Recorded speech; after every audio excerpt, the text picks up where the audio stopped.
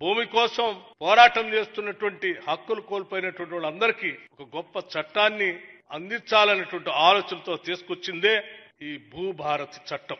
భూమికి సంబంధించి చట్టాలు చాలా వచ్చాయి, కానీ సరళంగా ఎటువంటి ఇబ్బందులు లేకుండా సామాన్యుడికి సైతం అర్థమయ్యేటట్టుగా ఎటువంటి ఇబ్బందులు లేకుండా మతలబులు లేకుండా అద్భుతంగా తయారు చేసినటువంటి చట్టమే ఈ భూభారతి 2025 చట్టం అని చాలా స్పష్టంగా, చాలా గౌరవంగా, గర్వంగా కూడా, సంతోషంగా కూడా ప్రకటిస్తా ఉన్నాం.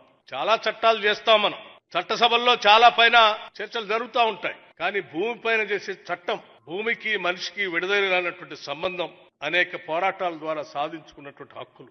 ఆ హక్కులన్నింటినీ కాలరాయకుండా వాళ్ళకు పొందినటువంటి హక్కుల్ని జాగ్రత్తగా ప్రజలకు అందించడమే పాలకుల బాధ్యత. దురదృష్టం, ఈ రాష్ట్రంలో ఆత్మగౌరవం కోసం పోరాటం చేసి తెచ్చుకున్నటువంటి తెలంగాణ రాష్ట్రంలో భూమితో పెనవేసుకున్నటువంటి ప్రజల యొక్క జీవితాల్ని అల్లకల్లోలం సృష్టిస్తూ ధరణి అనేటువంటి ఓ చట్టాన్ని తీసుకొచ్చారు. నేను గత 10 సంవత్సరాలు శాసనసభలో సభ్యుడిగా ఉన్నాను. ఈ ధరణి చట్టం తీసుకొచ్చిన దగ్గర నుంచి చర్చకు వచ్చినటువంటి ప్రతి సందర్భంలో చెప్పాం, ధరణి అనేది రాష్ట్ర రైతుల పాలిట శాపంగా మారుతా ఉంది.